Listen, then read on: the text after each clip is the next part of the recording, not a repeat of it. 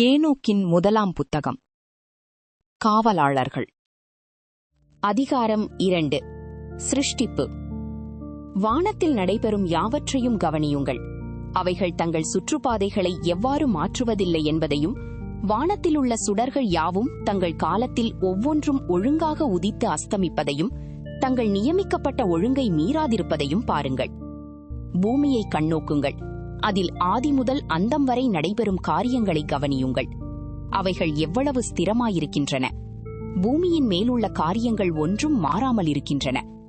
ஆனால் தேவனின் கிரியைகள் எல்லாம் உங்களுக்கு வெளிப்படுகின்றன. கோடை காலத்தையும் குளிர்காலத்தையும் பாருங்கள். பூமி முழுவதும் தண்ணீரால் நிரம்பியிருப்பதையும், மேகங்களும் பனியும் மழையும் அதன் மேல் தங்கியிருப்பதையும் கண்ணோக்குங்கள். குளிர்காலத்தில் எல்லா மரங்களும் வாடி போய் தங்கள் இலைகளையெல்லாம் உதிர்த்து விட்டது போல தோன்றுவதை கவனியுங்களேன்.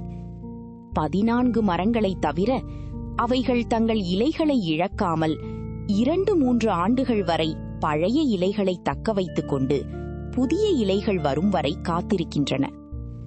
மேலும் கோடைக்கால நாட்களை கவனியுங்கள். சூரியன் பூமிக்கு மேல் அதற்கு எதிராக எப்படி இருக்கிறான் என்று பாருங்கள். சூரியனின் வெப்பத்தின் நிமித்தம் நீங்கள் நிழலையும் தங்குமிடத்தையும் தேடுகிறீர்கள். பூமியும் மிகுந்த வெப்பத்தால் எரிகிறது.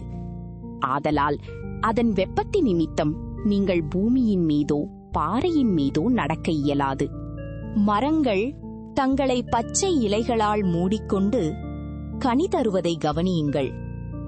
ஆகையால் அவருடைய எல்லா கிரியைகளையும் கவனித்து அறிந்து கொண்டு நித்தியமாய் ஜீவிக்கிறவர் அவைகளை அவ்வாறு செய்திருக்கிறார் என்பதை உணர்ந்து கொள்ளுங்கள்.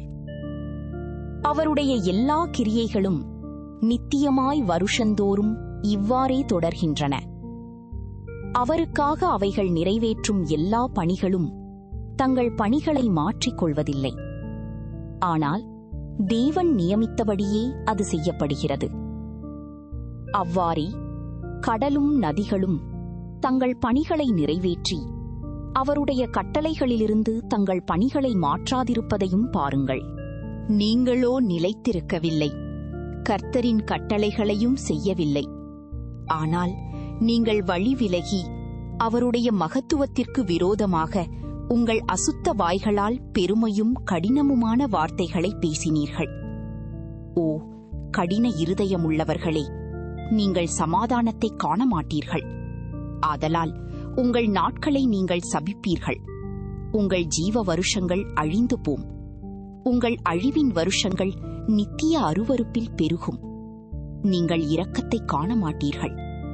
அந்நாட்களில் உங்கள் நாமங்களை எல்லா நீதிமான்களுக்கும் நித்திய அருவருப்பாக்குவீர்கள். உங்களால் சபிக்கிற யாவரும் சபிப்பார்கள். எல்லா பாவிகளும் தேவபக்தியற்றவர்களும் உங்களால் நிந்திப்பார்கள். தேவபக்தியற்றவர்களாகிய உங்களுக்கோ சாபம் உண்டாயிருக்கும். எல்லா நீதிமான்களும் களி கூறுவார்கள். பாவ மன்னிப்பும் சகல இரக்கமும் சமாதானமும் பொறுமையும் உண்டாயிருக்கும். அவர்களுக்கு ரட்சிப்பும் நன்மையான ஒளியும் உண்டாயிருக்கும். ஆனால் பாவிகளாகிய உங்கள் யாவருக்கும் ரட்சிப்பு இராது. ஆனால் உங்கள் யாவர் மீதும் மிருகத்தின் சாபம் நிலைத்திருக்கும். தெரிந்து கொள்ளப்பட்டவர்களுக்கோ ஒளியும் சந்தோஷமும் சமாதானமும் உண்டாயிருக்கும். அவர்கள் பூமியை சுதந்தரித்துக் கொள்வார்கள். அப்பொழுது தெரிந்து கொள்ளப்பட்டவர்களுக்கு ஞானம் அருளப்படும். அவர்கள் யாவரும் ஜீவிப்பார்கள். ஒருபோதும் தேவபக்தியற்ற தனத்தாலோ அகந்தையாலோ மீண்டும் பாவம் செய்ய மாட்டார்கள். ஆனால் ஞானமுள்ளவர்கள் தாழ்மையுள்ளவர்களாயிருப்பார்கள். அவர்கள் மீண்டும் மீறமாட்டார்கள். தங்கள் ஜீவிய காலமெல்லாம் பாவம் செய்யவும் மாட்டார்கள். கோபத்தினாலோ உக்கிரத்தினாலோ மரிக்கவும் மாட்டார்கள். ஆனால் தங்கள் ஜீவிய நாட்களின் எண்ணிக்கையை அவர்கள் பூர்த்தி செய்வார்கள். அவர்களுடைய வாழ்க்கை சமாதானத்தில் பெருகும். அவர்களுடைய சந்தோஷத்தின் வருஷங்கள் தங்கள் ஜீவிய காலமெல்லாம் நித்திய மகிழ்ச்சியிலும் சமாதானத்திலும் பெருகும்.